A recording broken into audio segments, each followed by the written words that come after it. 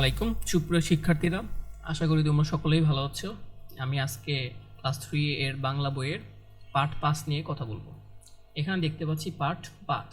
এখানে আমরা আরও কি টাইটেল হিসেবে দেখা যাচ্ছে কি বলতো, আবার পড়ি ফলা চিহ্ন। এখন ফলা চিহ্নটা কি, এটা আসলে কি আমরা বন্ধুরা আমরা সকলেই কি জানি, ব্যঞ্জন বর্ণ পড়েছি না? হ্যাঁ, ব্যঞ্জন বর্ণের সংক্ষিপ্ত রূপই হচ্ছে রূপ রয়েছে, এই সংক্ষিপ্ত রূপই হলো ফলা বা চিহ্ন। বকে এখানে কি দেখছি, বকে আমরা সংক্ষিপ্ত আকারে বলতে পারি ব ফলা। এখানে দেখতে পাচ্ছি দয়ের নিচে ব, দয় ব, শয় ব, শয় ব। এখানে হচ্ছে দন্ত শয় ব, এখানে হচ্ছে তালিবস্বয় ব। এখানে আমরা দেখতে পাচ্ছি কি পড়ি, আমাদেরকে পড়তে বলেছে। আমরা কি দেখতে পাচ্ছি, আমি খেলায় দ্বিতীয় হয়েছি। এখানে তারপরে দেখতে পাচ্ছি বাংলাদেশ স্বাধীন দেশ। তারপরে হচ্ছে বিশ্বে নানা রকম মানুষ বাস করে। এখানে আমরা দেখতে পাচ্ছি কি বলতো, দ্বিতীয়। এই যে বাক্যে এখানে দেখতে পাচ্ছি দ্বিতীয়, এই দ্বিতীয়র ভিতরে কিন্তু ফলা ব্যবহৃত হয়েছে, তাই না? ব ফলা। এখানে কি দয় ব রস্যি প্রথমে ব্যবহৃত হয়েছে, তাই না? তারপরে কি, আর এখানে কি দেখো তো, দয় আর ব মিলে আলাদা একটা ফলা হয়েছে, তাই না? দয় ব। তারপরে কি বলতো, স্বাধীন, দন্ত শয় ব আছে। তারপরে বিশ্ব, তালিব শয় ব আছে। তারপরে আমাদের কি বলেছে, এখানে দেখতে পাচ্ছি পড়ি ও লিখি। এখানে লেখা আছে হচ্ছে দ্বিতীয়, স্বাধীন, বিশ্ব, তাই না? এখানে আমরা কি বারেবার অনুশীলন করব। দ্বিতীয়, এখানেও দ্বিতীয় লিখবা তুমি, এটা দেখে দেখে সুন্দর করে হাতের লেখাটা সুন্দর হবে এবং ফলা দিয়ে তুমি শব্দ গঠন করতে পারবে।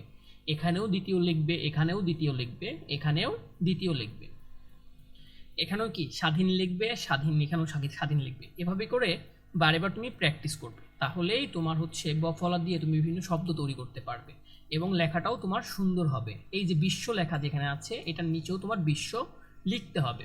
আচ্ছা, এর পরবর্তীতে দেখে কি আছে, এটা হচ্ছে কি ম ফলা, ম ফলা। এখন দেখো শয় ম, তারপরে দয় ম, আর এটা কি তয় ম। এটা দিয়েও দেখি তো আমরা একটা বাক্য তৈরি করেছি। দেখি লেখা আছে কি পড়ি, আমরা শহীদদের স্মরণ করি, দিঘির জলে পদ্ম ফুটেছে, আত্মীয় এসেছে বসতে দাও। এখানে দেখতে পাচ্ছি স্মরণ, কিন্তু শয় ম র ন, স্মরণ, পদ্ম দয় ম এবং আত্মীয়, এটা কি মাঝে ব্যবহৃত হয়েছে। এটা আলাদা করলে দন্ত শয় ম, দয় ম, তয় ম। এখানেও সেম আগের মতোই পড়ি ও লিখি, এটা পড়বা এবং এটার নিচে লিখতে হবে, এখানেও স্মরণ লিখতে হবে, এখানেও স্মরণ লিখবা।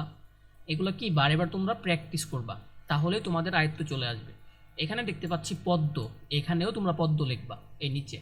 এই আত্মীয়র এখানেও তোমরা কয়েকবার আত্মীয় লিখবা, তাহলেই তোমাদের ম ফলাটা আরও ভালো সুন্দর মতো ম ফলা দিয়ে আমরা কি আরও শব্দ গঠন করতে পারবো এবং হাতের লেখাটাও সুন্দর হবে।